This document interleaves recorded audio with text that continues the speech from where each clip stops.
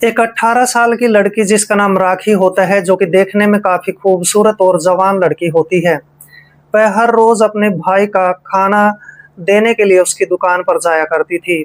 लेकिन एक लड़का जो कि गाँव के ज़मींदार का बेटा होता है, उसका नाम कालू होता है, वो हर वक़्त उसका पीछा किया करता था। और एक दिन ऐसा भी आ जाता है जिसमें ये लड़की राखी अपने घर से खाना लेकर बाहर निकलती है और अपने भाई की दुकान की तरफ चल रही होती है। बीच रास्ते में वो लड़का कालू राम इसको मिल जाता है और फिर जब कालू की नज़र इस खूबसूरत लड़की के सुंदरता पर, इसकी जवानी पर और इसकी खूबसूरती पर पड़ती है, तो कालू राम इसका रास्ता रोक लेता है। कालू राम राखी को कहने लगता है कि राखी, मेरे साथ कुछ समय बिताकर देखो, तुम्हारी जिंदगी को मैं बदल दूंगा। लेकिन लड़की मानने को तैयार नहीं होती है। कालू राम इसका दुपट्टा खींच लेता है और इसके बाद भी ये लड़की मानने के लिए तैयार नहीं होती है। आखिरकार कालू राम इसको कहने लगता है कि मैं तुम्हें उस काम के लिए 5,000 रुपये देने के लिए तैयार हूँ। क्या ये लड़की राखी अब कालू राम की बात मानती है? अगर ये बात मान लेती है तो कालू राम इसके साथ क्या करने वाला है? अगर ये लड़की नहीं मानती है तो फिर कालू राम के साथ क्या होने वाला है? बहुत ही हैरतअंगेज और रहस्यमयी घटना है। नमस्कार दोस्तों, मैं कुलदीप राणा। आज की हमारी घटना की शुरुआत होती है उत्तर प्रदेश के मेरठ जिले से। मेरठ जिले में ही एक रामपुर नाम का गांव होता है और इसी गांव में रहने वाला 22 वर्षीय प्रताप, जिसका कद कम से कम 6 फीट की हाइट का होता है, बड़ा ही हैंडसम नौजवान लड़का होता है। प्रताप चाहता था कि वह जो है फौज में भर्ती हो जाएगा और इसके लिए प्रताप कई बार प्रयास भी करता है, लेकिन असफल रह जाता है क्योंकि उसके घर में काफी गरीबी होती है, वह मोटी रिश्वत नहीं दे सकता था।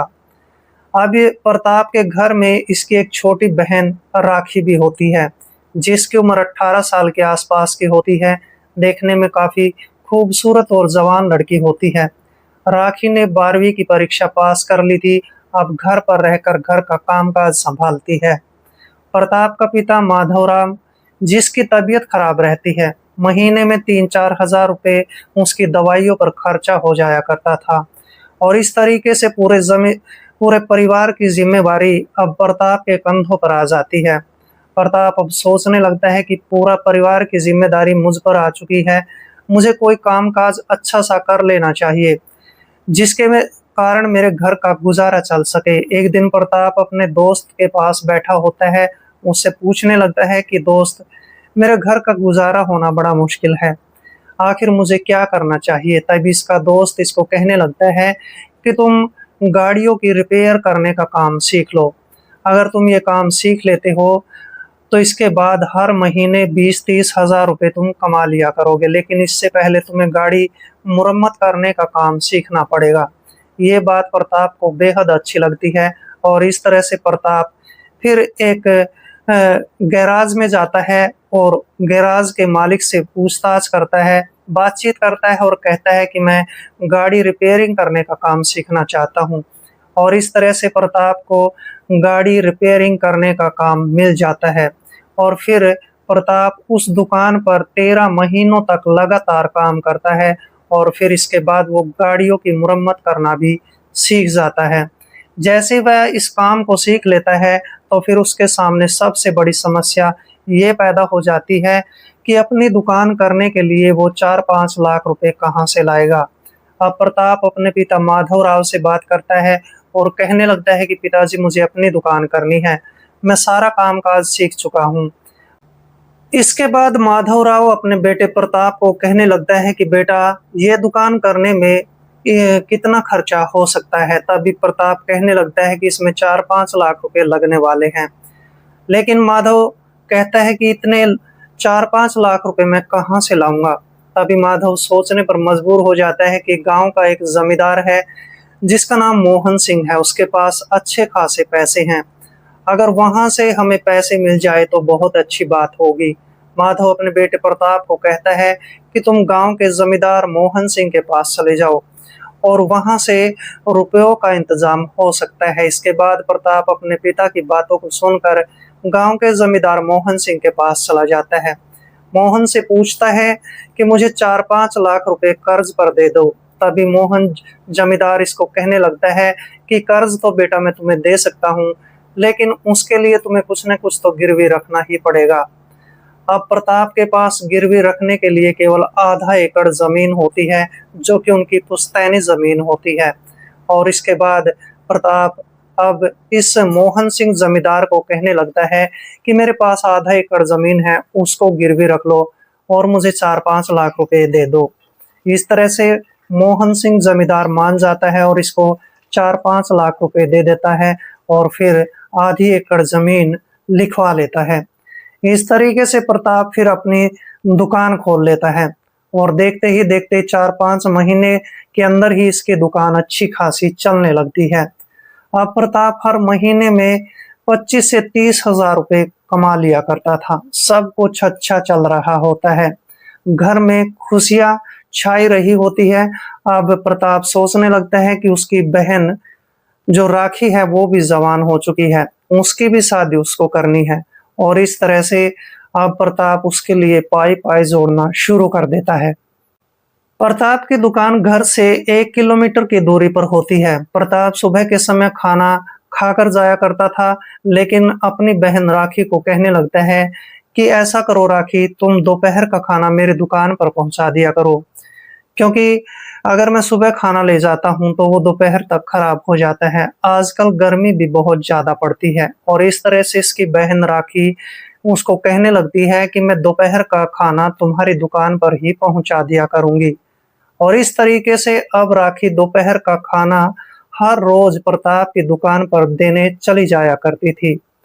लेकिन जब भी वो दुकान पर जाया करती थी तो गांव के जमींदार मोहन सिंह का बेटा कालू राम उसका पीछा किया करता था। कालू राम को ये लड़की काफी पसंद आ गई थी, क्योंकि लड़की जवान होती है, खूबसूरत भी होती है। और इस तरह से कालू राम इसका हर वक्त पीछा किया करता था। लेकिन आखिरकार एक ऐसा दिन भी आ जाता है जिसमें दोपहर के 12 बजे के आसपास का वक्त होता है।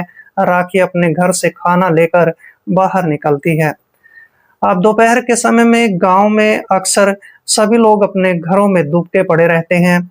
गली में आसपास कोई भी नहीं होता है, लेकिन कालू राम अपनी मोटरसाइकिल पर बैठकर इसके आने का इंतजार कर रहा होता है। और जैसे ही कालू राम की नजर अब इस लड़की राखी पर पड़ती है तो इसको देखकर वो मुस्कुराने लगता है।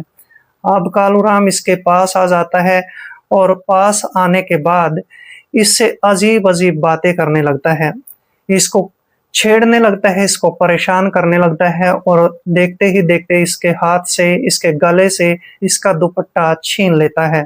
और इसके बाद इस लड़की को कहने लगता है कि मेरे साथ थोड़ा समय बिता कर देखो, मैं तुम्हें माला माल कर दूंगा, मैं तुम्हें बहुत सारे पैसे दूंगा।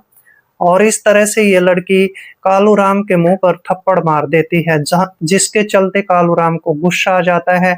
और फिर इसके बाद वह बीच गली में ही इसका हाथ पकड़ लेता है और इसके साथ फिर से जबरदस्ती करना शुरू कर देता है। लेकिन वहां पर ये लड़की चिल्लाना शुरू कर देती है, शोर मचाना शुरू कर देती है।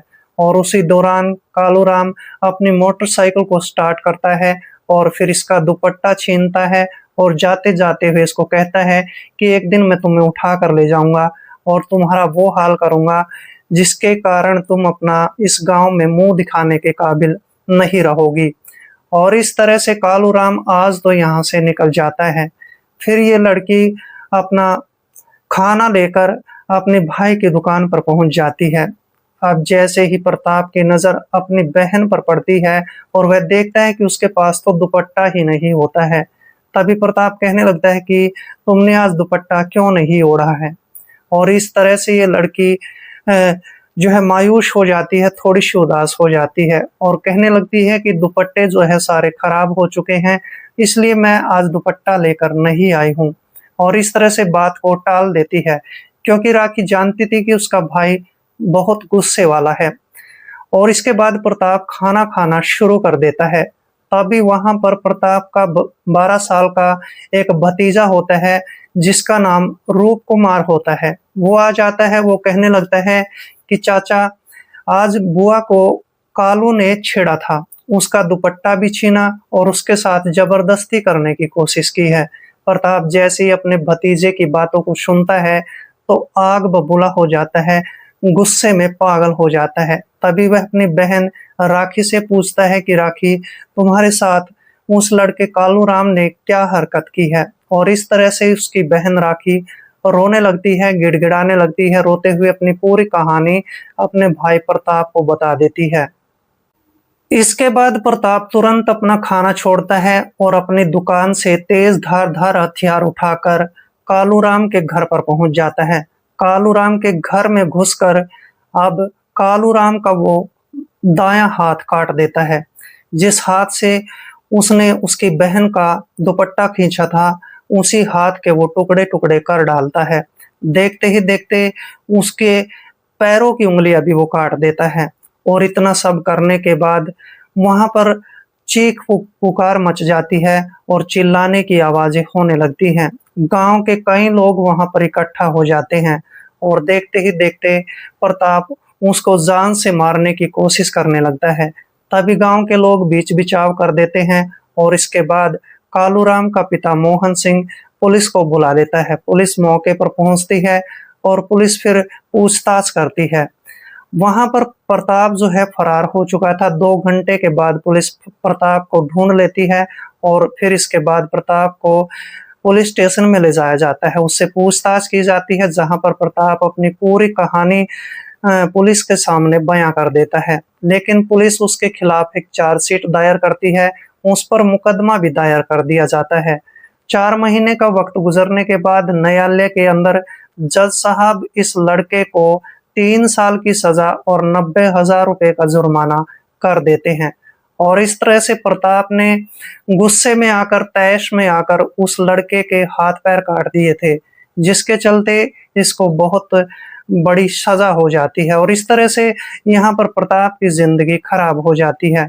क्या प्रताप ने अपनी बहन के लिए जो कदम उठाया था वो सही था या गलत था?